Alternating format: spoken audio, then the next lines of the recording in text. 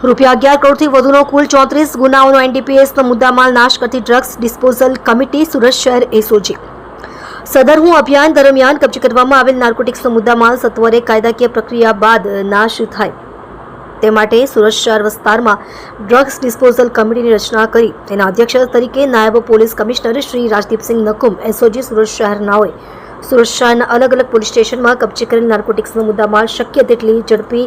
નાશ થાય તે અંગે કાર્યવાહી કરવા સૂચના આપવામાં આવેલ હતી. જે અંતર્ગત ડ્રગ્સ ડિસ્પોઝલ કમિટીના સભ્ય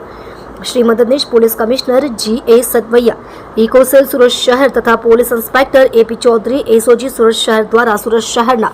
અલગ અલગ પોલીસ સ્ટેશનમાં નાર્કોટિક્સના કેસોમાં કબજે લીધેલ નાર્કોટિક્સનો મુદ્દામાલ અંગે નાશ કરવા પાત્ર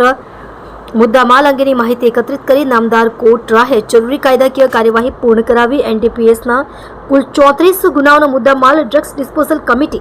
તથા સુરત શહેર એસઓજી દ્વારા તારીખ 27/8/2025ના રોજ ભરૂચ જિલ્લાના દહેજ ખાતે આવેલ BEIL કંપની ખાતે સળગાવી નાશ કરવામાં આવેલ છે. આપ જોઈ રહ્યા છો ગુજરાતની સૌથી પહેલા ખબર આપતી Surat express news channel director Rajesh મંગલેની સાથે.